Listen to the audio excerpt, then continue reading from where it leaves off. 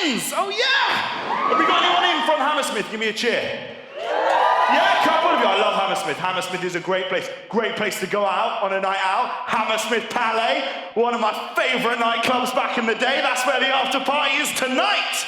The only club in the country that makes Tiger look classy. Anyone been to Hammersmith Palais? Oh, of course he has. Look at him. He looks like a regular. You look like you could spike a drink just by looking at it, mate. I love it. Great drinks offers there as well. You buy 2 Jaeger bombs, you get the morning after pill for free. Class. So let's find out about this beautiful audience that we have in tonight. All the ladies, can you make some noise? Woo! Oh, lovely.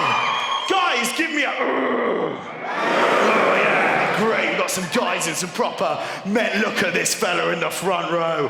Had to sit right down the front just to accommodate the sheer size of your bollocks.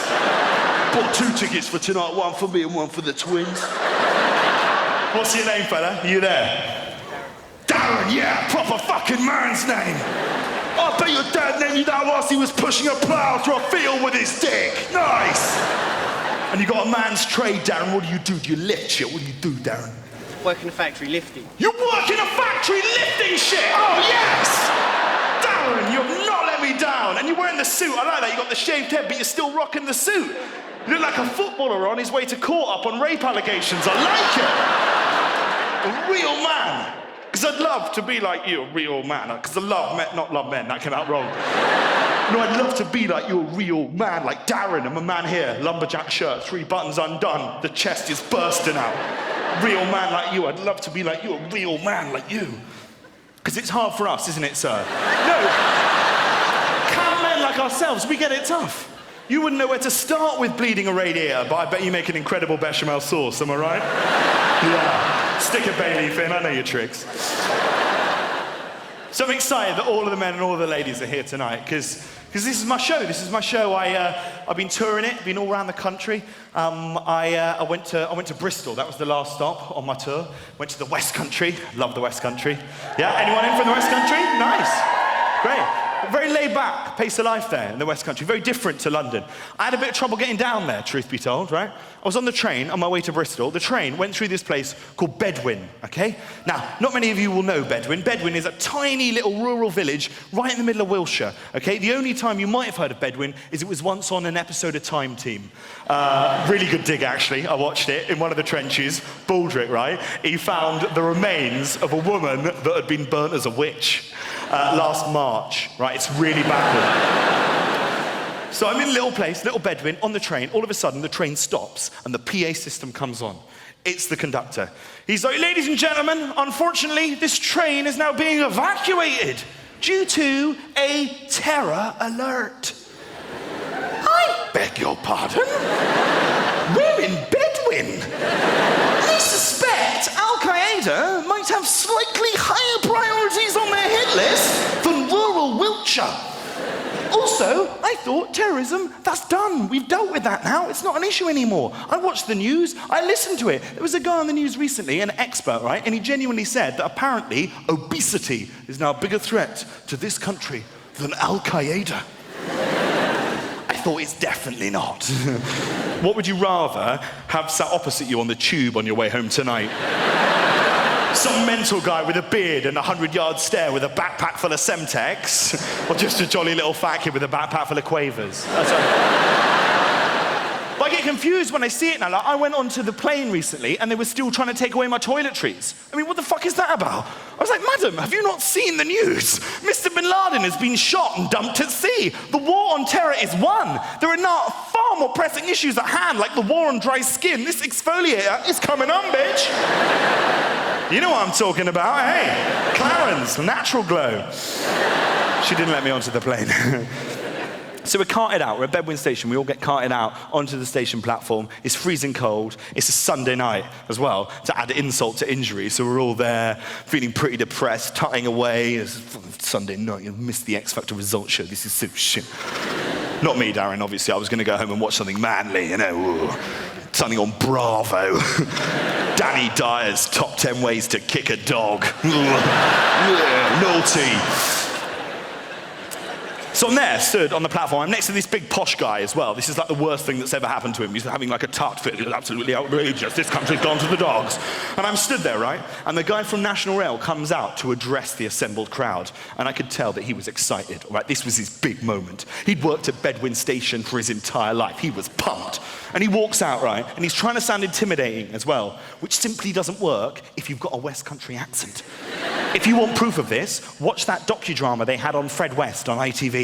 It documented the life of one of the most evil serial killers this country's ever seen. But at no point were you ever scared because of his voice. What did you do with her next, Mr. West? I chopped her up and I put her in a bin liner. What are you like? So out he comes, Mr. National Rail. He's ready for his moment. Okay, clears his throat. He's like, ladies and gentlemen, unfortunately, all of the trains from this station will now be delayed because I have personally spotted on platform 2 a suspicious package. To which the massive posh guy next to me shouts back at him, well, put it on the train to Swindon and we can all fuck off home.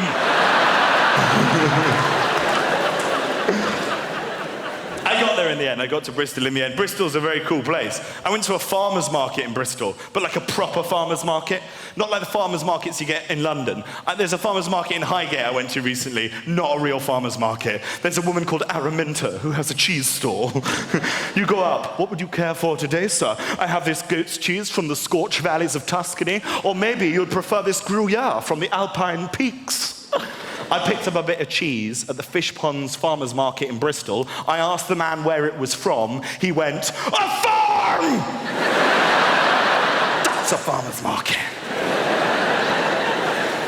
That's not to say Bristol as a place is not impervious to a little bit of pretentiousness, because Bristol, as we all know, is the home of one of the worst breed of girls you will ever find, because it has Bristol University. And that girl is the lesser spotted, did I tell you about my gap year? I've been trapped by them a couple of times. These girls that go off traveling in their year out, and the only reason they've done it is so they can shove it down your fucking throats. You go to the pub with them. Oh my God, where to start? Preferably near the end. It was amazing. Me and my friend Vaskiri, who's ethnic, by the way, did I mention, and Cassandra, who didn't get into Leeds, so she went to Liverpool, which means she's so good with foreign languages now. We just tottered round Tibet, smoking the most amazing Thai grass and felching lepers, and we found the most wonderful little monastery on the foot of Mount Hitcha Pitcha Matcha Vakatcha Arno. And we stayed there for weeks just helping the orphans. Just think, haven't the orphans suffered enough? I'm not having a go at charity work, though. I'm not. I actually did some charity work when I left my school. Like, I don't want to, show off, but it was pretty amazing what I did, Just a couple of weeks volunteer work in a special needs school for children, just playing games with them, football, tennis.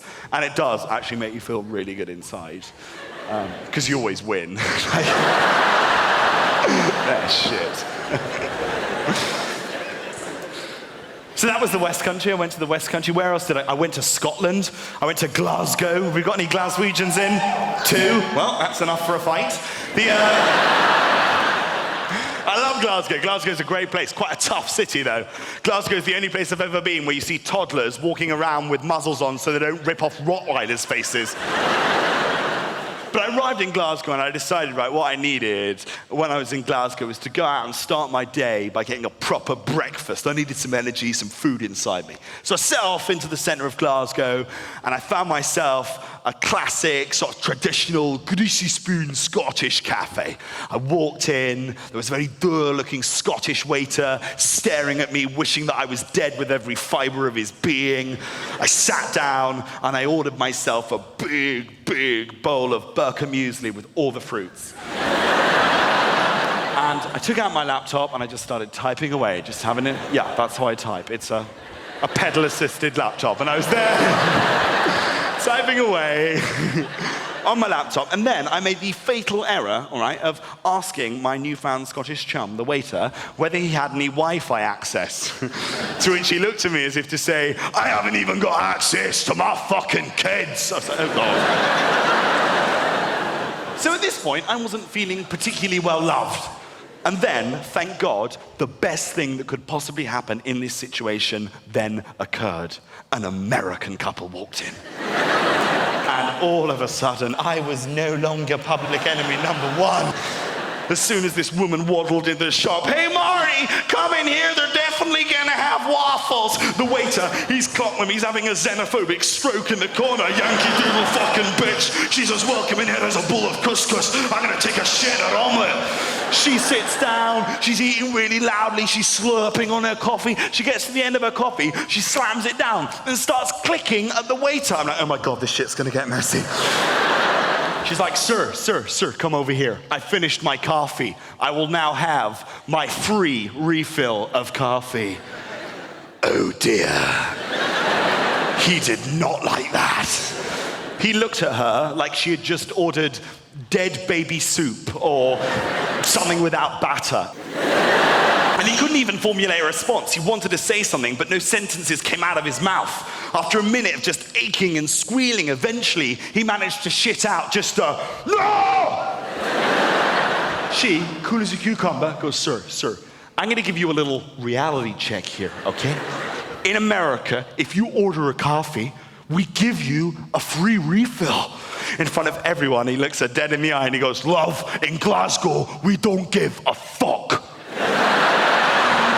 People were applauding him, patting him on the back. There was a guy in the corner of the cafe in a wheelchair that stood up to shout "freedom" as she waddled out of the cafe.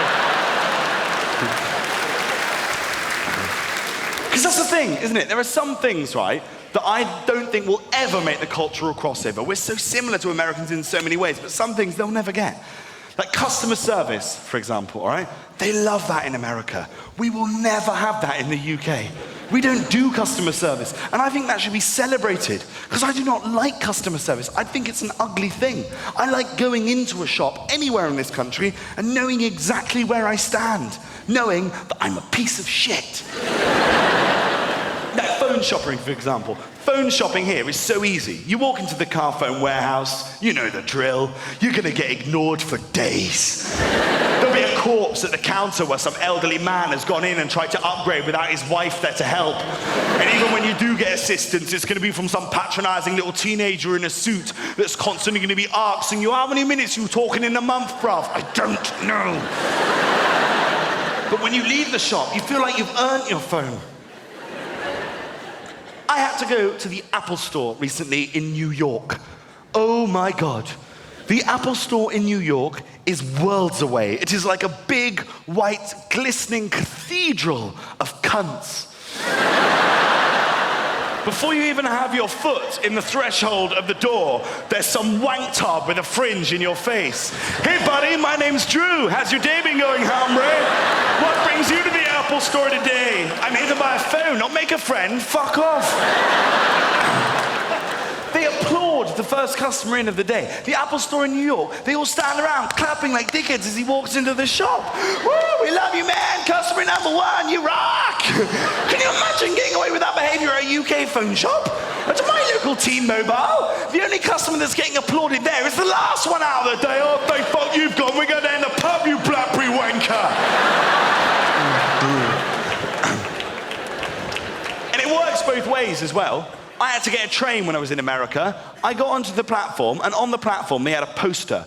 On this poster was one of the American rail employees. She was this woman, she was all made up. Her eyes were full of hope and life. She had a smile on her face. And then underneath it, a little slogan. "Hey, you got enough snacks for the journey? Enjoy your trip."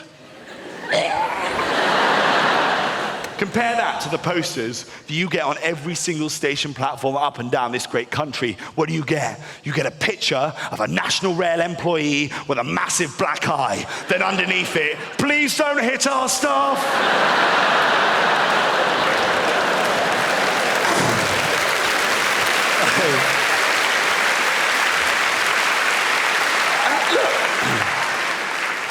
I'm depressed as well that I even have to go to the Apple store, because I never wanted that from my life. I was perfectly content before.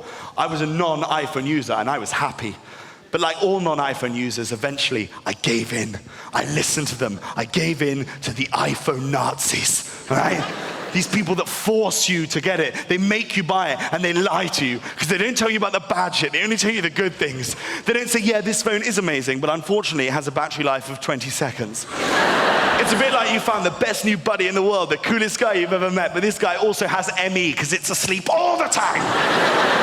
It's a smartphone, you need to get a smartphone. Fuck a smartphone. Do you know what I wish I still had? A dumb phone. That's what I like. A phone where I knew where I stood. You know the phone I wish I still had? The Nokia 3310. Oh yeah, that was a phone. Fuck the iPhone with all of its apps and its maps and its GPS shit. The 3310 gave a man all he needed. Stopwatch, calculator, and snake. Fuck anything else. There was no pretension with it. The most pretentious the 3310 got is when it upgraded itself to the 3330. The only thing they added to that model was a currency converter on a phone that didn't even work abroad. And no pretension as well. No pretension with like predictive text messaging. Predictive text messaging on the 3310 was bliss. You tried to type a word into it that was more than like 5 letters long, it would give up. It was like it was saying, yeah, you want to use poncy, fancy prick language like that? You're on your own, knobhead. Not with the iPhone. Where does the iPhone get this vocabulary? Constantly jumping to conclusions. Nobody fucking talks like that. It doesn't matter what you put into the bloody thing. You're like, A-N. Did you mean androgynous? No! I meant and!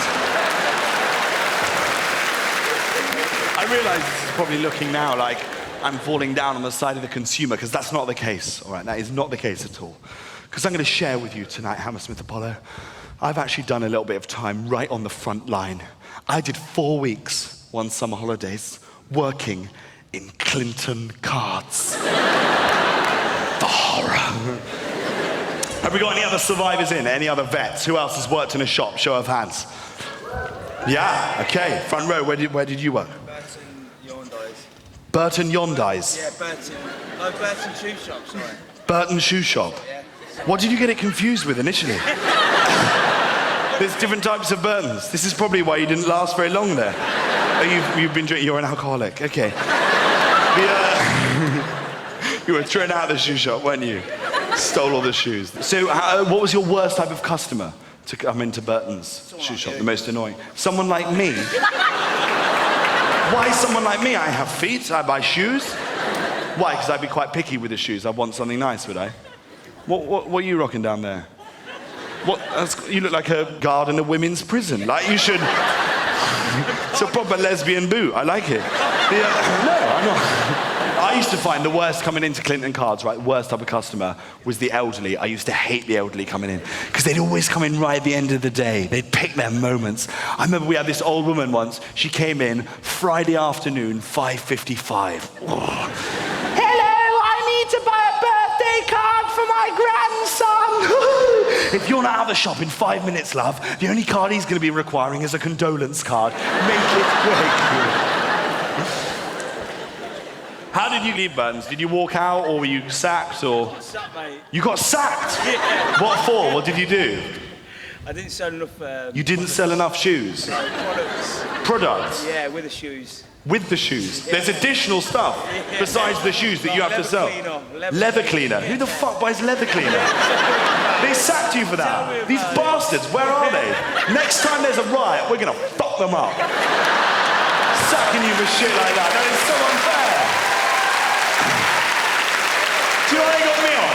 Clinton Cards. Do you know what they got me on? It's so unfair, because there was no stipulation when I signed up to the contract that I couldn't do what I did. Come about 5:30, I couldn't be arsed. I wanted to go down the pub. So I used to stand in the doorway just ushering people out of the shop. And if anyone did try and get by me, I'd just be like, moonpig.com, try it. I mentioned the riots there. Like, the riots, for me, like, those are the people I felt sorry for, the people that were having to clean up the shop the following day. Because I was actually trapped in the middle of the riots, right? When it was all kicking off last year, I was in Manchester, yeah? When the shit hit the fan. It was amazing. I saw some incredible sights. I saw, genuinely, a group of youths in Manchester trying to loot a Lidl. Now, I'm not an expert looter. I don't do much looting myself. But I would imagine that one of the major advantages of looting, i.e. smashing in the window of a shop and stealing their shit, is that there aren't any budgetary restrictions. Go a little bit more upmarket. I just wanted to see one of these scallies taking a little bit of initiative, you know, coming around the corner on his BMX with like a handful of quail's eggs and Prosecco. Yeah, this ain't just looting, this is M&S looting.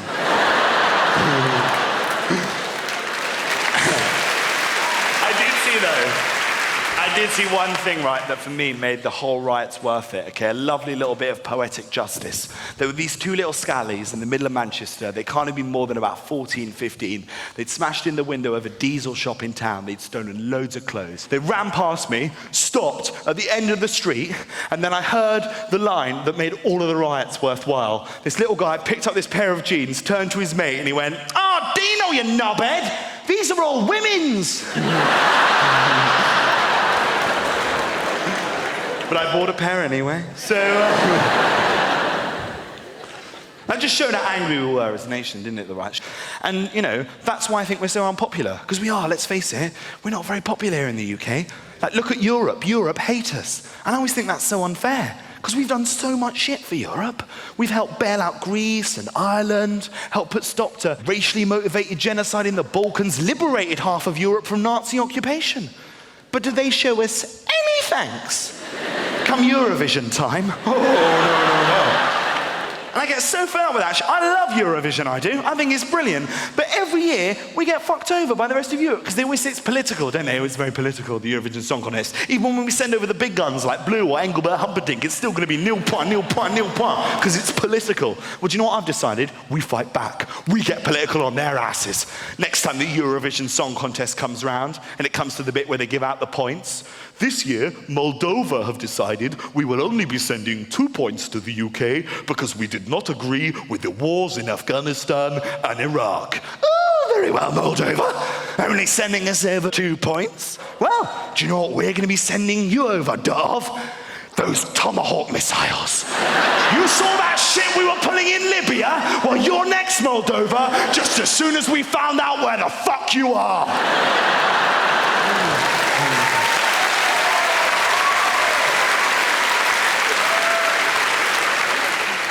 That's about as far as my politics goes, by the way. I'm not a very political person, which I think is sometimes quite good, because sometimes I can look at a problem and see a very clear and simple solution.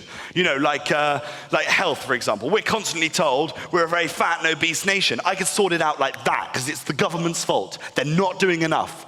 With some shit that's unhealthy for us, they do their bit. Like smoking, for example. Smokers, you go in, you buy your packet of cigarettes now. Every single packet of cigarettes has got a picture on it of like a lung caked in shit. You're like, ooh, I don't want to smoke these because I don't want my lungs to get caked in shit as well. Thanks very much, government, for looking out for me there. Well, yeah, that's fine if you're doing that with cigarettes, great. But you got to start doing that shit across the board. You got to start doing that with everything that's unhealthy for us. They need to start doing that with food. If you walk into a Tesco's and want to buy yourself a massive chocolate cake, that thing should come with a picture on it of a fat lady crying as she comes out of Topshop empty-handed. Problem solved.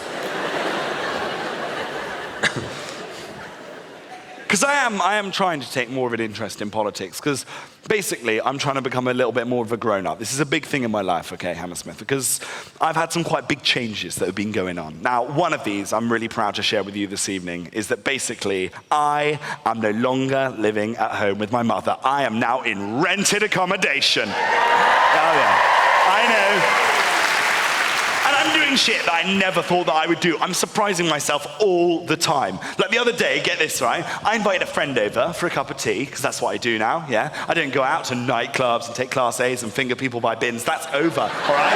I have friends round to mine, we drink herbal tea, and we watch Eggheads. So fuck you, CJ.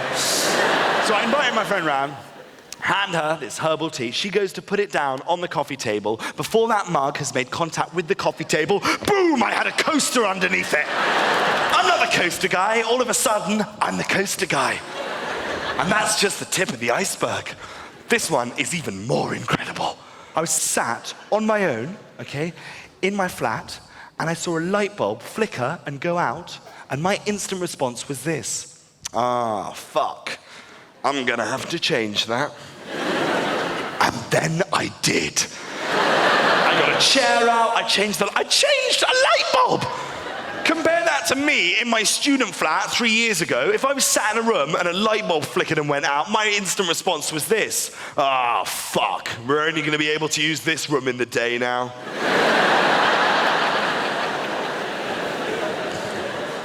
And like, there's some shit I draw the line out, okay? There's some stuff I will not be doing. Like, I received a terrifying phone call the other day from a friend, okay? I get a call from this girl.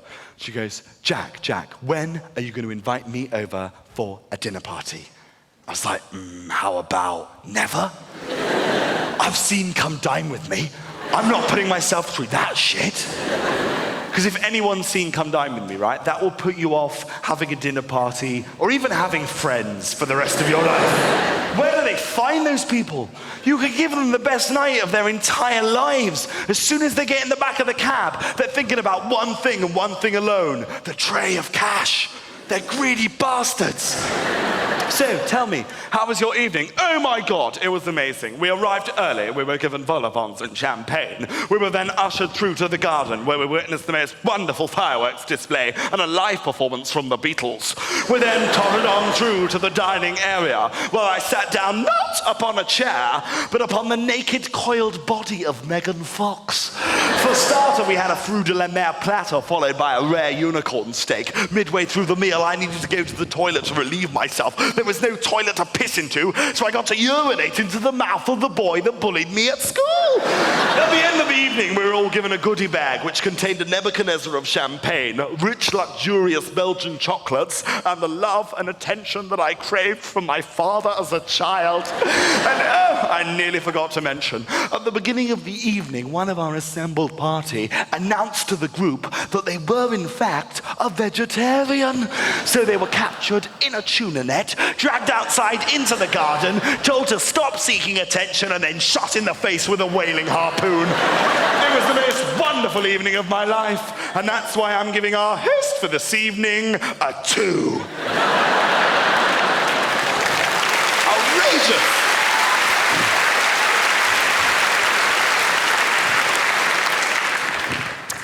So my grown-up living was going very well. It was going very well, my grown-up living in my flat with my coasters and everything. But then it took a little bit of a nosedive because I realized there was one thing I no longer had, which I really relied on, and that was my mother, okay?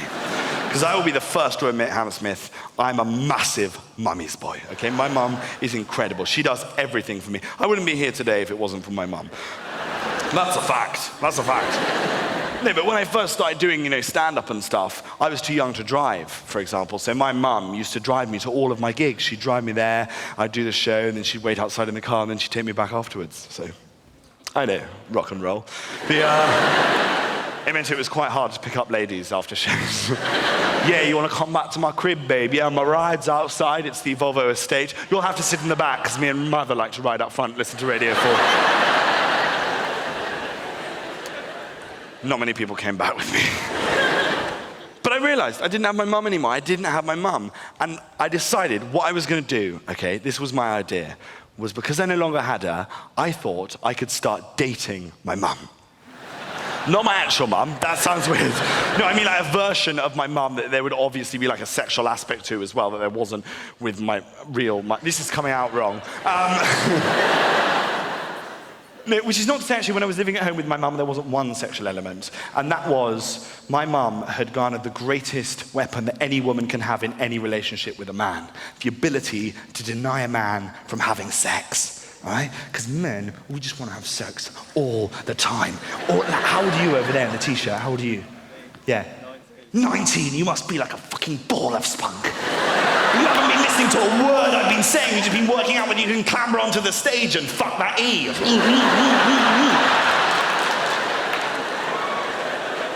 But we do. We want sex all the time. We're animalistic. And if a woman can turn around and be like, no, come for you. You have control. I realize that's not how women do it. Do you want to make love? No, come for you. But my mum mum did. She tried to stop me from having sex when I was living at home. And it wasn't that she didn't mind me having sex elsewhere. That wasn't a problem. Like, I remember I went away on my first ever sort of stag weekend with some friends to this horny hooker-ridden pimple in Eastern Europe called Tallinn. My mum helped me pack my bag. In the front pocket, my mum put 30 condoms. 30. I was there for 2 days. I counted them when I came back. There was 31. But it was sex in her house that she wasn't happy with. And she had all these different ways, a whole arsenal of ways of stopping me from having sex in her house. Now, the first thing she did was to try and desexualize my bedroom. And she thinks I didn't notice. It was so obvious. The longer I'd be going out with a girl, the more children's toys would suddenly appear littered on the floor. Family photographs adorning every single mantelpiece. A massive framed picture of my creepy uncle above the bed.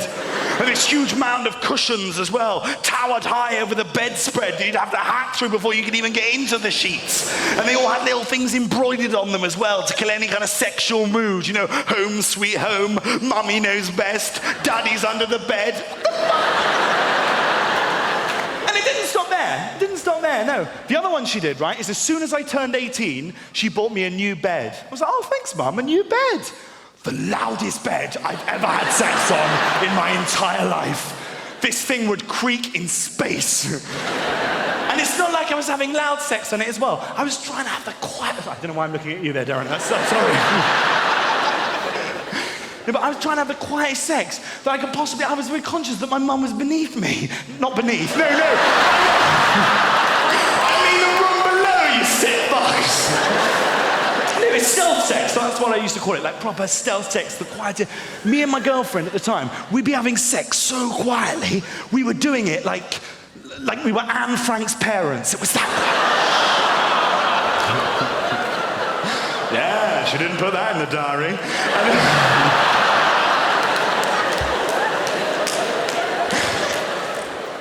I can't do anything fun as well. Can't do anything experimental. If I came home from a night out, we were a little bit tipsy maybe, she might be like, oh, Jack, do you want to try a bit of role play? Could you just play dead? Honestly, that would help. Sex for me at home, right, in my mum's house, became a little bit like arriving late at the theatre and trying to find your seat. Just a lot of shuffling, a bit of shushing, a pause, and then from somewhere in the darkness, just a whispered, I'm sorry.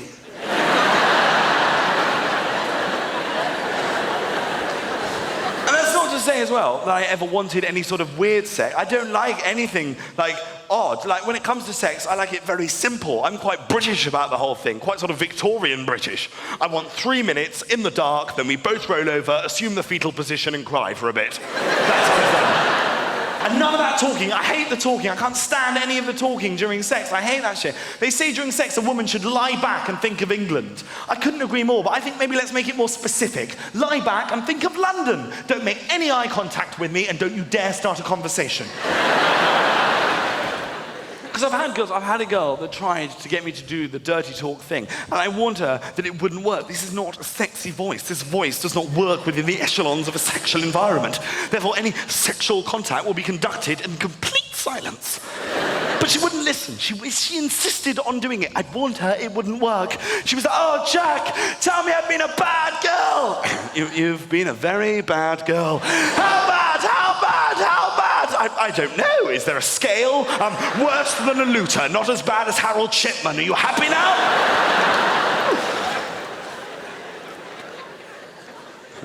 That's not even the worst one. This has haunted me for a long time. I was going out with this girl when I was at university, and she had this thing where, basically, in sixth form, she had gone out with her PE teacher at school. So she asked me to do a role play reversal in the bedroom where she was the PE teacher and I was the pupil. I was like, I'm not comfortable with this whatsoever. I really didn't want to do it, but I didn't know how to get out of it. Eventually, I turned up with a note from my mum. I was like, oh.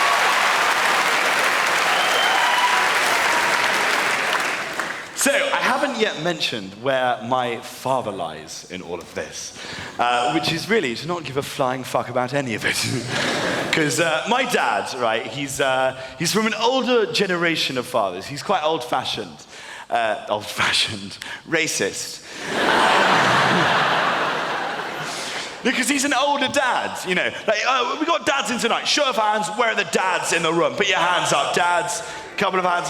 That one took ages to go up, sir. You're not sure whether the child's yours? We got a lot in common. I like Chinese food. She was Chinese. I just put her in the car. No, keep your hands up, dads. Keep your hands up, dads. Keep your hands in the air. Now, I want you to keep your hands up if you think of yourselves as being cool dads. Cool dads. Keep your hands up. One over there. We got no more cool dad over there. This one's staying up.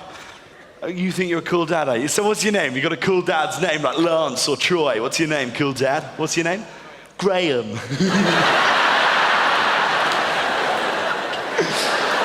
So Graham, cool dad Graham. What do you do, Graham? You got a cool dad's job like a jet ski instructor or marine biologist. What do you do, Graham? Surveyor. Oh, shit. Now, what I wanted to ask is whether you're like, you know, you one of those cool dads, you know, that's always trying to sleep with your children's friends. How old are your children? That's what I should have asked. Oh, that's your child. God, I'm sorry. How old is she? 13, right? You don't want to be sleeping with any of her friends. You need to wait 2 years. No, more than 2, 3. This isn't going well. No, what I wanted to know is whether you've... this is awkward with your child sitting there. This doesn't normally happen. Have you prepared for the birds and the bees talk? You laughed. Your wife was like, no, he fucking hasn't. What I'm saying is you need to prepare for the birds and the bees talk. It's very important that you prepare for it, because if you don't, you'll cock it up. And it will never be as bad as what my dad showed me.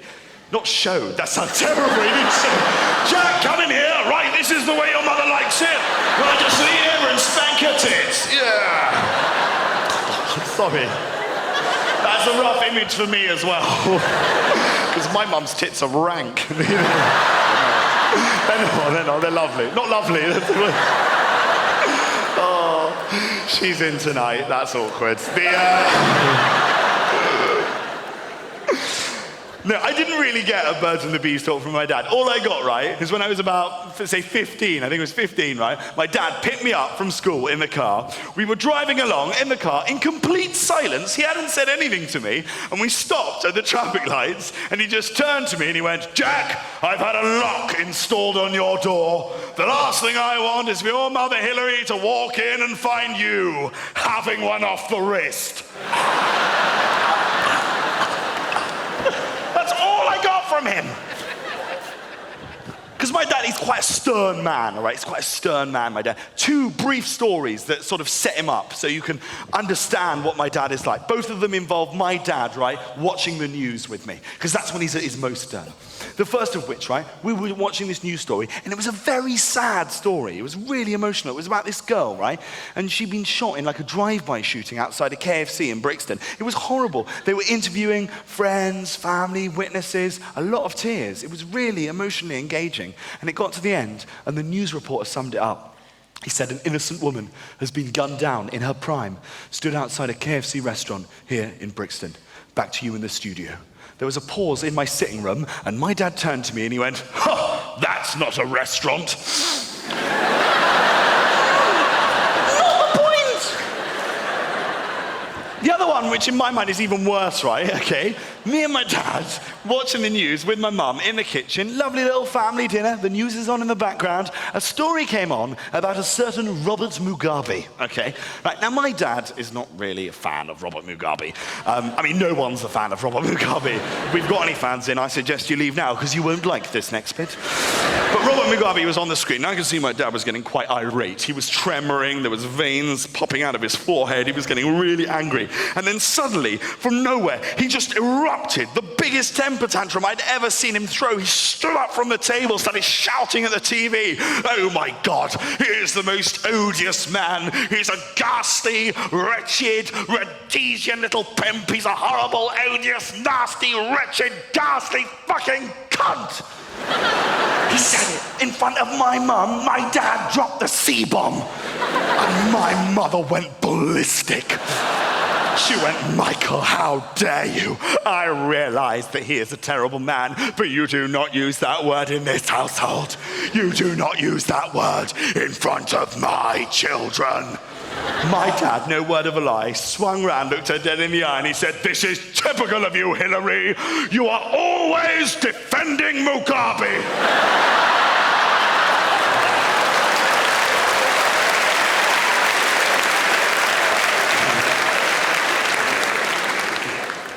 And we used to argue all the time. And every time we argued as well, I'd always do the same thing. I'd run away from home. That's what I'd do. No matter what the argument was about, it was like, I'm running away. I'm leaving home. I'm going forever to live on the streets. You won't be seeing me again. Mother, pack my bag. Put in all the essentials, frubes. I'll need some frubes to eat and my Merlin sticker album and maybe my Tamagotchi, because homeless people get more money if they have pets. Now bring it here, Mother. Put on my bag, and off I'd go. You'll never see me again. Where are you going, Jack? I don't know. I hear Moldova's very nice this time of year.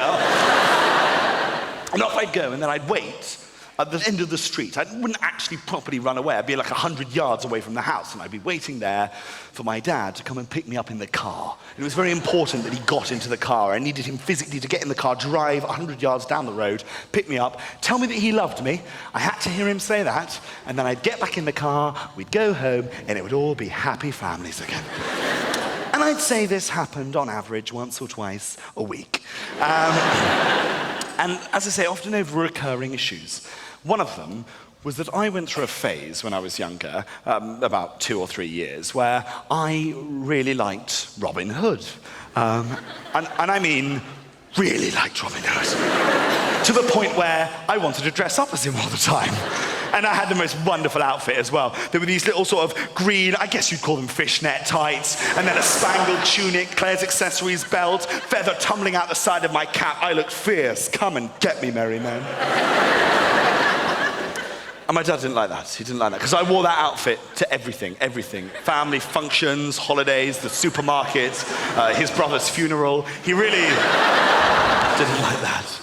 So that was sort of constantly bubbling over throughout my childhood. And there was one Christmas, though. There was one Christmas where he really let loose, okay? And that was because I had requested a couple of very specific Christmas presents, which he didn't agree with. Now, the first of these, my mum had actually given in and bought me a couple of weeks before Christmas. And that was a pair of rollerblades. I really wanted rollerblades. My mum got me rollerblades. I was so excited. And then my father confiscated them. He said, "No son of mine will be gliding around like a woofter." So I didn't have my rollerblades. So come Christmas morning, right, I was ready to blow at anything, okay? I was pretty pissed off. Which leads me on to the second present that I'd requested that year for Christmas. And that was a Pocahontas doll.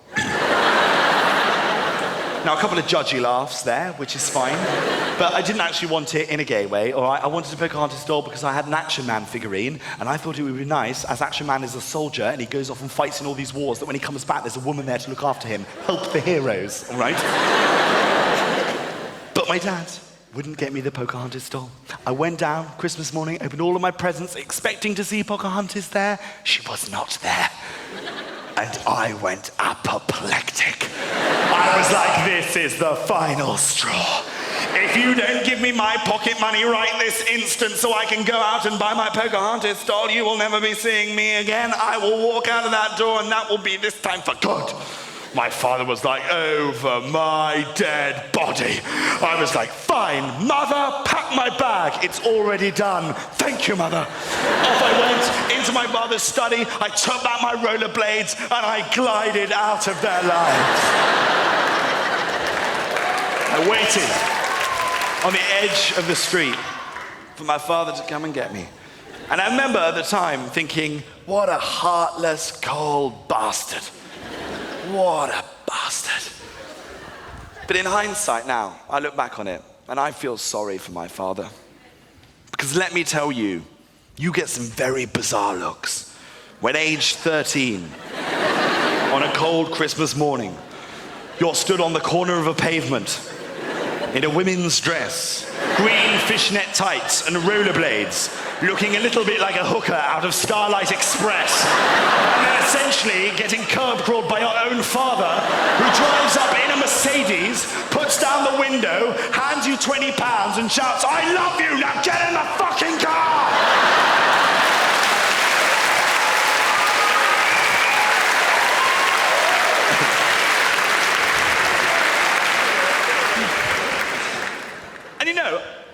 genuinely thought, as I grew up, these pressures would evaporate, but they don't. They don't, do they? They change the pressures that your parents put onto you. The one I'm dealing with now, right, is that my mum wants me to get married. She's obsessed with me getting married, and specifically, she wants me to get married to Kate Middleton. Right. Which sounds mental, because it is, but it's made slightly less mental by the fact that I was at school with Kate Middleton. So my mum sees that as like a missed opportunity, that I was at school with Kate Middleton, and I didn't end up marrying her. Like I stood a chance. I mean, Kate Middleton is 5 years older than me. When we were at school, she was in sixth form. I was in a head brace. I mean, I wasn't particularly cool when I was at school. I played the recorder. My mum forced me to learn the recorder at school. She was like, oh no, women love a musician, not a recorderist, mother. The only way I'm getting a girl into my bed by using the recorder is if I fucking knock her out with it. But she gets annoyed at me now. She thinks it's my fault. She gets annoyed at me all the time and always brings up the Kate Middleton thing. Like the other day, I was staying at her house, right? I'd taken off all my clothes to get into bed. I'd thrown a couple of them on the floor. There was a pair of my boxer shorts on the floor, in which was the tiniest, weeny little skid mark. I mean, you could barely see it. My mother walks in with a laundry basket, scoops it up. She's like, that's why Kate didn't want you. So unfair. So my mum wants me to get married, and you know what? I decided that I would actually like to be in a proper relationship. And most of my relationships have never worked out. So this was my idea, right? I decided what I needed to do is to work out what it was that made a relationship work. So I did what any sensible guy would do in that situation. I went to a live recording of the Jeremy Kyle show in Manchester. Let me tell you, I learned some things that day. Some lessons that will remain with me for the rest of my life. Because at that live recording of the Jeremy Kyle show in Manchester, I witnessed in front of my very eyes a gentleman take on Jeremy Kyle and nearly walk away the victor. It was amazing. Because when he walked into the studio, none of us gave him a hope in hell. His name was Spider, right? And he was wearing a matching shell suit and cap. I was like, oh my God, man, Jeremy Kyle is going to chew you up and spit you out the other end. And I hope he gets done with you quickly so we can get onto the squabbling sisters that are both fucking the same guy, because that's why I came this afternoon. But right from the outset, Spider showed some serious promise. Kyle started out with a standard Jeremy Kyle opening round little teaser question. He was like, so, Spider, I hear that you don't see much of your children. Ooh, let's see what you got in your locker, Spider. Oh, buddy, old pal. Well, Jeremy, I admit that I don't see much of my children, but that's because I've got to work 2 jobs, one during the day, and then I've also got to do a night shift to earn enough money to pay them the child support that they deserve. I sat up in my chair. I was like, ooh, this guy's good. What you got next, Kyle? Kyle coils back for another blow. So, Spider, I hear...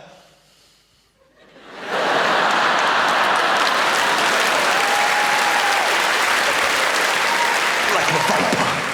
I hear that you are a bit of a drinker. Ooh, it's a low blow. The sobriety test early on. This normally separates the wheat from the chaff. What you got this time, Spider? Well, Jeremy, I admit that I was a bit of a drinker, but I faced up to my demons, and I have attended various AA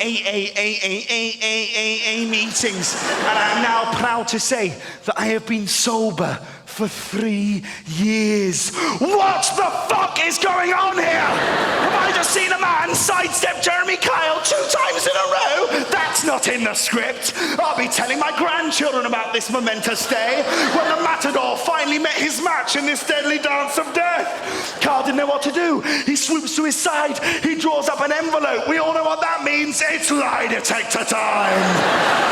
Spider, I asked you on the lie detector whether you had ever cheated on your partner Raquel when you were in a relationship with her. You said that you hadn't. You were, in fact, telling the truth? OMG. FML. The audience then cheered for Spider. It was like Rocky IV. We were the Russians and we'd sided with Rocky. Carl didn't know what to do. He was on the ropes. He had one last throw of the dice and it needed to be doubles because he was in jail right then. He put his hand up to his ear. I'm like, fuck me. Kyle's calling in for backup. I ain't seen this shit go down before. Spider, I've had a word with our researchers, and they tell me that you have a motto. Oh, Jeremy, is that all you've got? A motto? Of course, Spider's got a motto. We've already established. But this gentleman in a shell suit is no mug. What, you thought he'd walk into the arena of battle without a motto? Do me a favor, Jeremy. Well, come on, Spider. Oh, buddy, old pal. Tell Jezza what your motto is. Put him to the sword, and then you can parade around the studio with his head on a blooded fucking spike. What's it gonna be? We can't wait. Carpe diem. Mother knows best. Do unto others as you would have done unto yourself. Spider, the floor is yours. Complete silence before the studio. Everyone's gaze turning to Spider, suddenly elevated to being like Jesus delivering the Sermon on the Mount. Everyone looking. And then, in front of the entire studio, Spider stood up and said, well, Jeremy, my motto is if a woman can give a punch, she can take one.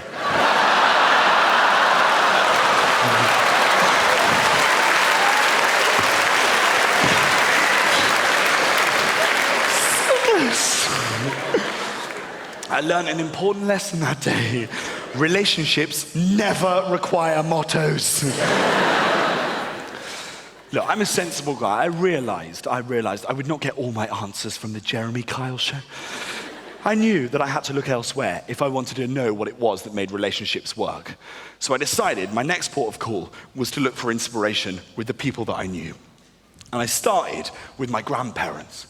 Because my grandparents have been married for longer than I've ever even heard of people being married. 65 years. And I looked at them and I thought, what is it that's kept them together over such a long period of time? How have they stayed so in love over all that time? And I realized what it was. It was something so simple yet beautiful. Fear. Because my granddad is terrified of my granny. And that shit works. And don't get me wrong, he's got just cause to be afraid of my granny. My granny is the scariest 82-year-old battle axe you've ever met. We call her Dorothy Soprano. She runs our firm. So we got couples in tonight. Where are couples in the car? This gentleman here in the checker, is this your lady wife next to you there? Beautiful, beautiful. How long have you been married for? 24 years. 24 years. See, in America, that would get a round of applause, but here, people are just like, they must fucking hate each other. But that's great, 24 years. Yeah, sure. And let me ask you something as well. Are you scared of your wife? That was amazing. If we caught that on camera, as soon as I asked the question, her head just went... And you know what that look was she was giving you? That's, you fuck this up, no cum for you.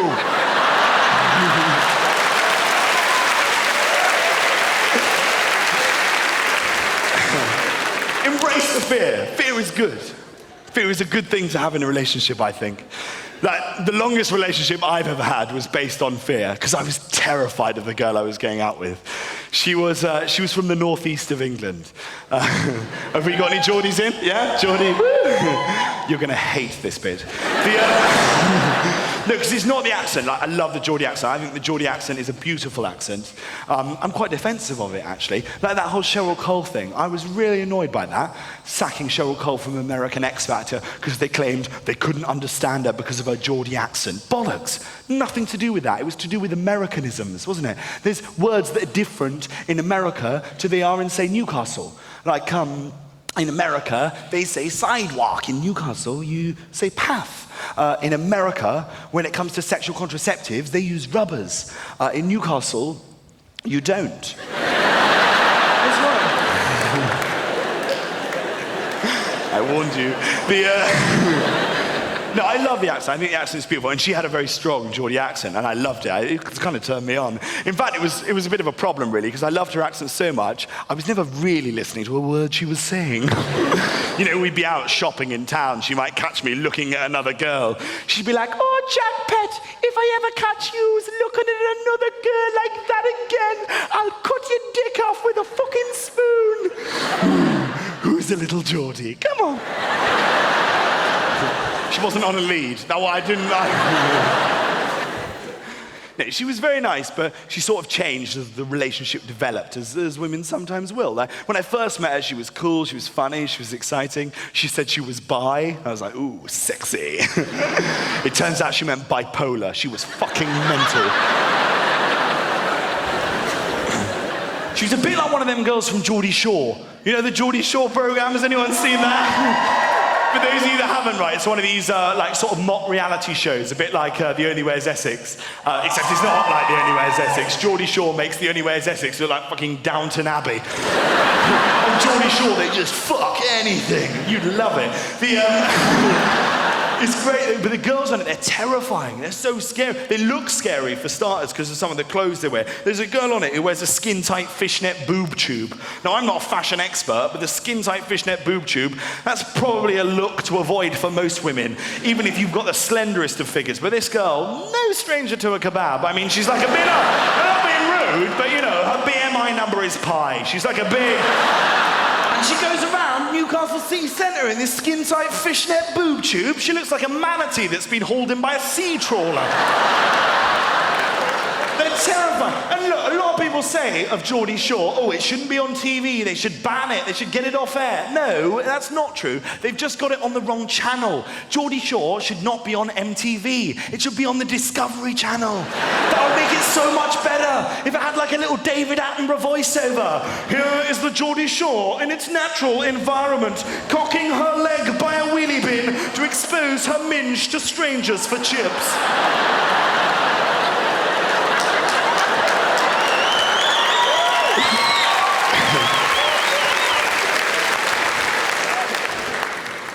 So we were going out, me and this wonderful Geordie girl, and there were problems. There were a lot of problems right from the outset. One of the big ones, right, was that her friends hated me.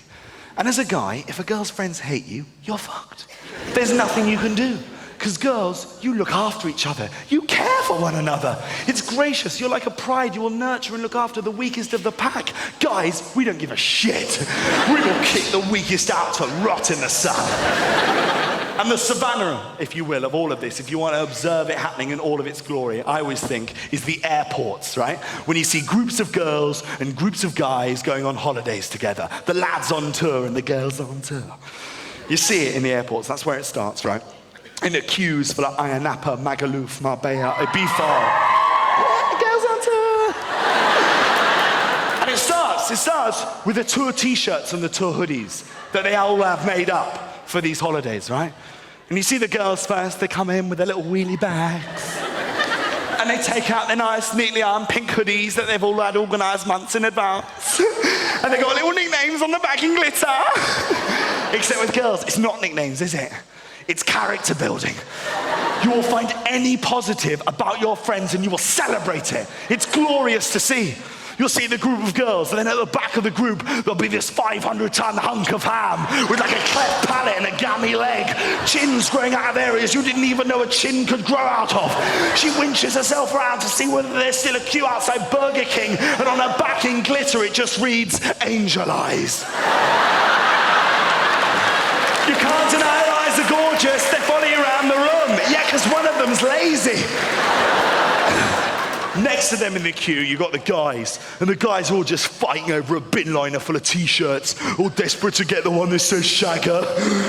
And they start dishing them out amongst their mates. Except with guys, it's not nicknames either. It's character assassination. With no wit or reason to it whatsoever. It's just like dick splash, AIDS wipe, shithead. Some poor guy in a wheelchair getting forced into one that says Top Gear. It's cruel. He's not even part of their group. And they get on the holidays, no different when you're actually at the destination. A group of girls that go to the beach to sunbathe, if one of their friends falls asleep in the sun, they'll wake them up. A guy wouldn't dream of pulling that shit. You see the girls, it's like, Angel Eyes, wake up, you've fallen asleep in the sun. I can't wake her up, girls. Oh my God, I think someone might have spiked her sangria. Very unlikely. Come on, girls, come on. Bring me some suntan lotion. No, we're gonna need more than that. Bring a fucking bucket of it. Let's put it on you. We're looking out for you, Angel Eyes. We're looking out for you because we're BFF friends forever. stage, you got the guys. Hey, what's Jay doing? Shh. He's fallen asleep in the midday sun. Oh, wow. Shall we put some suntan lotion on him? Yeah. I'll draw the bollocks, you do the shaft. It's very funny, isn't it, Hammersmith? Laugh it all up. That will take months to get on.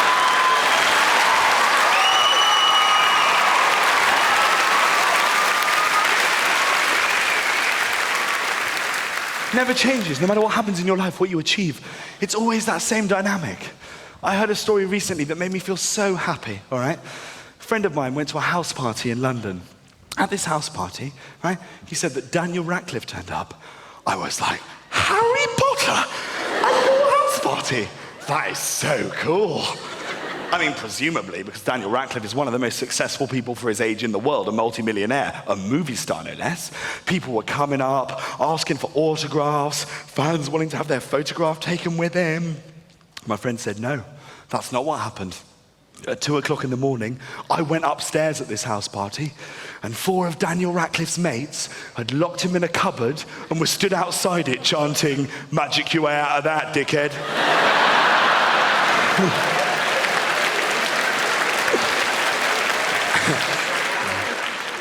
He's still there. Which brings me up to sort of 8 months ago. And I met this girl who was absolutely incredible. And I fell head over heels in love with her. She was amazing, like no other girl I'd ever met. And she was a bit older than me. She was mature, reminded me of my mum, perfect. And we started going out. And it was brilliant. It was like, finally, I've got a grown-up relationship. We're gonna have coasters all over the house. We'll put our posters up in frames. We'll get a bag for life. But I ruined it. I cocked it all up because I realized, even though I was very happy to be in a grown-up relationship, the problem was, I'm not a grown-up. And that makes it very hard. And it all came to a crux, right?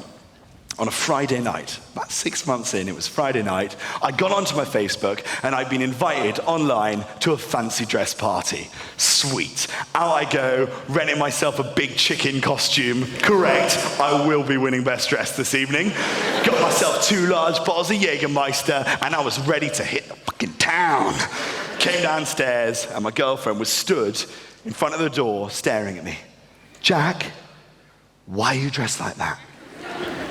Well, because I'm going to a fancy dress party.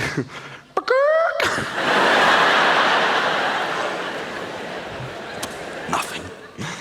She was like, Jack, you've forgotten, haven't you? Tonight is the 6th-month anniversary of our first date. We have booked a table at the restaurant we went on our first date to. And you've forgotten. Well, I don't remember seeing it as an event on Facebook, so does it count? Yes, it definitely counts. And I felt like a dick, I really did. This was someone that I cared about a great deal, and this was something that meant a lot to her, and it had gone in one ear, out the other. And I felt so stupid, because I look at my inspiration for relationships. I've already mentioned my granddad, all right? My granddad is in the severe clutches of Alzheimer's. Most of the time, he doesn't even know why he's in the room. But the one memory that he clings onto for dear life, the one anchor of his sanity, is the memory of when he first met my grandmother. And he tells it to me all the time. It's heart-wrenching. I'll be sat with him. He'll be like, Jack, have I ever told you about the time that I met your grandmother? Yeah, like 5 minutes ago and then 10 before that. Far away, Grandad, we got all day. I was in Dublin, having left the Royal Navy, and I was walking through town late at night, and I saw this group of ladies stood by the Halfpenny Bridge, and in and amongst them was your grandmother, and she looked divine. So I decided I would go up and ask her for directions. Of course, I knew where I was going. And as I talked to them, I realized that if I didn't pluck up the courage to ask her to go for a drink, I'd regret it for the rest of my life. So I did, and she agreed. And we went for a drink, we talked for hours. I'd never believed at love at first sight, but when I met your grandmother, I knew. And 6 months later, they were married because he said that she was the most beautiful woman that he'd ever seen. And she was pregnant. Randy old beast. But I look at him and I think everything else, his whole mind is fucked. But the one thing he holds on to, the one anchor of his sanity, is the memory of when he first met my grandmother. And I can't even remember the restaurant I went to with my girlfriend 6 months ago. And that's partly a guy thing. Us guys are so bad at forgetting every anniversary. And girls are the opposite. You love all the little anniversaries. The anniversary of when you first kissed, when you first met, when you first went on a date. Guys don't remember all those lovely little ones. We'd remember the bad ones. If we were going out to dinner to commemorate the anniversary of the time she broke my PlayStation 3 by spilling red wine on it. Ooh, Shiraz Gates in the fucking diary. But this whole night as well basically summed up why our relationship was never gonna work. Because of the date, the nature of it, the restaurant that we were going to, the restaurant that we'd been on our first date in, was not my kind of restaurant. It was one of these really fancy places. And I don't like a fancy restaurant. I don't like pretentious restaurants, especially on dates, because they make you look like idiots. I went on one recently with a girl. The wine guy comes up, right, the sommelier, and he has the wine list, and it's on an iPad, thrusts it in front of my face, in front of this woman. He's like, "Does sir have any questions? Has this got Angry Birds?" No. If you go to a restaurant on a date, you want to go somewhere where you can look like you know your shit, where you look like you're in control, which is why, if you ever take a girl on a date, there is only one venue and one venue alone. Any ideas? Nando's! Correct, ladies! Nando's is where you take a date. Because if you go to Nando's, you look like you know your shit. You arrive, you're greeted at the door. "Hello, has sir ever been to Nando's before?" "Yes, I have, my good man. And we both know that you're going to be doing fuck all this evening, so stand aside. I'll have this booth in the corner. Ooh, bunket seating. That'll be nice for scooching up together when this date gets interesting later on tonight. So first, it's time for the wine. What would Madame like? A dry Sancerre or a crisp Sauvignon Blanc? It doesn't matter, babe. It's Nando's. They both taste exactly the same." Which leads us onto the food. "Do you like chicken?" "Good, because it's all fucking chicken." I already know what I'm getting. Double chicken breast and pizza, lemon and herb spice. But at the last minute, I'm asking the guy at the counter to switcheroo around the little flags they put on the top of it so it says that mine is extra hot. So when I'm tucking into it, she thinks that I'm hard as nails. "Would sir like cheese and pineapple with that?" "Why would anyone want cheese and pineapple with chicken? It makes no logical sense." Her food has arrived. She's ordered it with 2 sides, one of macho peas, one of witty repartee. Right now, she is eating out of the palm of my hand. Mainly because I've forgotten to get the fucking cutlery from the tooling up desk once again. But it doesn't matter. It's now make or break time. She's about to ask the question that every girl will ask you if you take them on a date to Nando's. She looks longingly and lovingly into my eyes and says, "Jack, tell me, what's piri-piri?" Ooh, a very good question. And I will let you into a little secret. It is a question that nobody actually knows the answer to. So you can make up whatever the fuck you like. She is still gonna be impressed. Piri-piri, my dear, is a blend of aromatic spices bonded together by the tears of Portuguese widows that have lost their husbands at sea. Il hombre est il morte. And she's mine. Nando's, correct.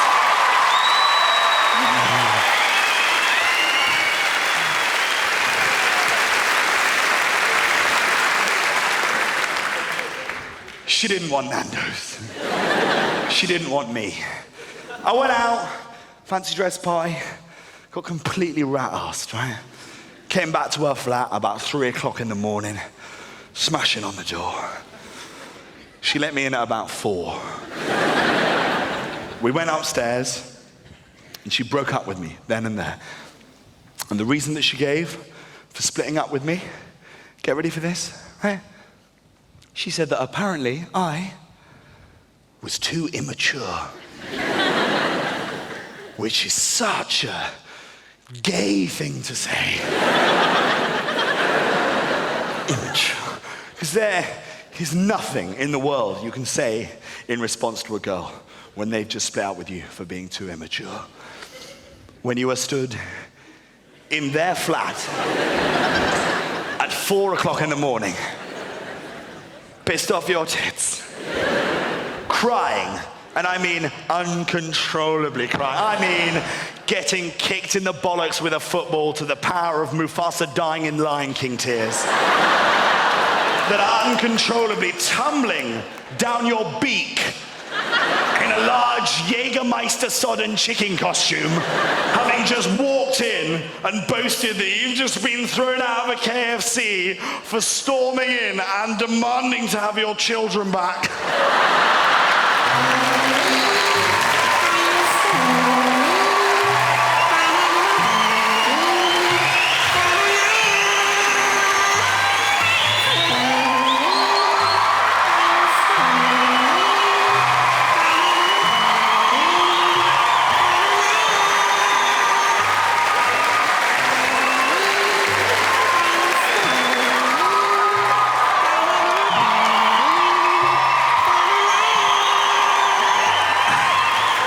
So, who's immature now? Ladies and gentlemen, you've been absolutely wonderful. Thank you so much for coming out to see my show this evening. Now, one thing. Before I go, now, some of you that have seen me before will know that quite a lot of the time when I'm on stage, and indeed television, I spend quite a lot of my time talking about someone that I grew up with, that I attended the same school as, and pouring quite a lot of scorn upon said person. That person is Robert Pattinson. The renowned Hollywood actor, star of the Twilight films, who I went to school with and was better than me at school and is indeed probably better than me now. But let me tell you, this evening, I will not be slagging him off, because I am over it, all right? I've dealt with it, I've faced my own demons, and I'm not bitter anymore. So, Team Jacob. Now, what I thought I'd do instead is give him, in many ways, the right to reply. Because I went out and I got hold of every single autobiography and biography that's ever been written on Robert Pattinson. And I will end this evening by reading to you a couple of extracts from one of these tomes of shit. Lock the doors. We're in for the long haul. So this is the book that I'm going to end the show by reading to you from. It's Robert Pattinson, a biography by Victoria Blackburn, 1999, bit of a steal. Literally, I shoplifted all of those. And I will be reading to you from the section, the chapter, entitled Rob at School. Rob at School. So, yes. Although it's about when I was at school with Rob together, I'm not actually mentioned at any point in the book, which is fine, because I didn't want to be in your shit book anyway. So here we are, chapter Rob at School. Rob's school friend Hugo remembers how Rob was forever larking around. What a larker. What a fucking larker. Rob was made lunch monitor, recalls Hugo, but it wasn't a role he ever took seriously. He used to pinch everyone's chips in the queue. How funny, stealing people's chips in the queue. I went hungry every fucking lunchtime. We move on. Although Rob's now a Hollywood heartthrob, he also has a softer side. Rob admits to having quite a few phobias, which are listed below. Ooh, Robert Pattinson's phobias. I wonder what these will be. Maybe one of them's acting.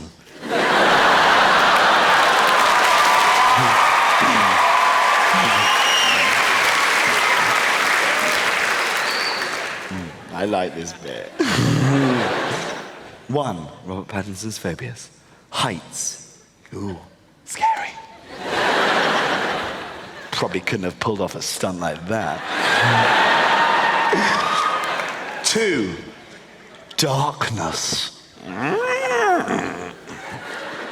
3, flying. So far, it's not great for a vampire, is it? 4, driving. 5, getting stabbed. Right, getting stabbed is not a phobia. Yeah, I wouldn't be keen if someone just walked up to me in the middle of the street and started stabbing me for no reason, but I wouldn't list it as a specific phobia. And therefore what? Are we meant to assume that anything that's not on Robert's stupid little list of phobias is something that Robert's not afraid of? All I'm saying is anal rape is not on the list. 6, floating. Having seen your performance in Water for Elephants, your acting is so wooden you would probably float.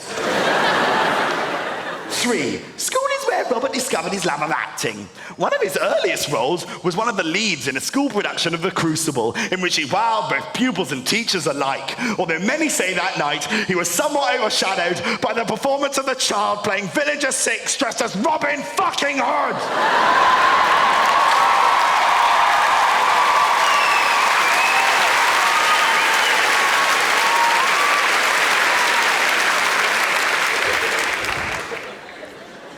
Paraphrasing a little.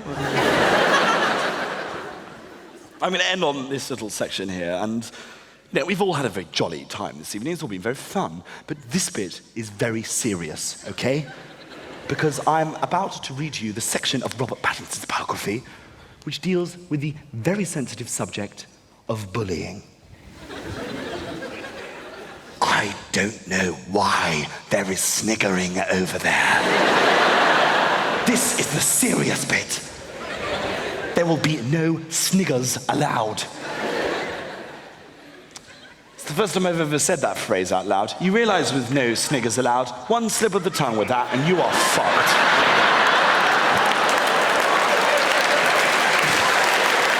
We're moving.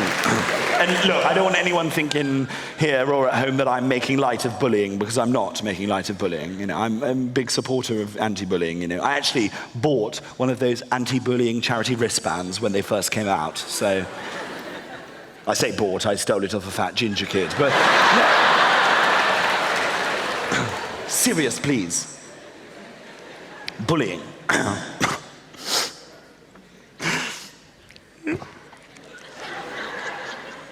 It was not all plain sailing for Rob.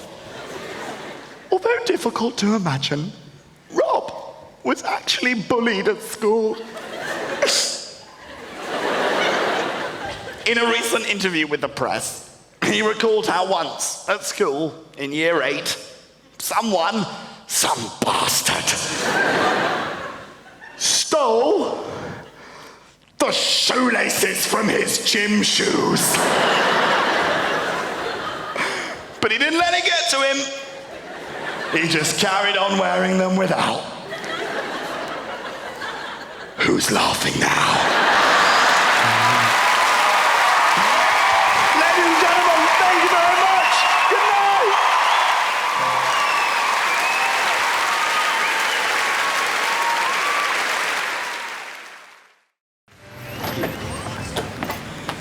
Ooh, hi Jack.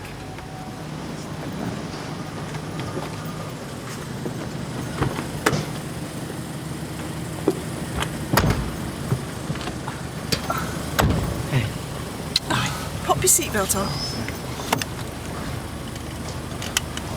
Let's book at bedtime. Oh, great.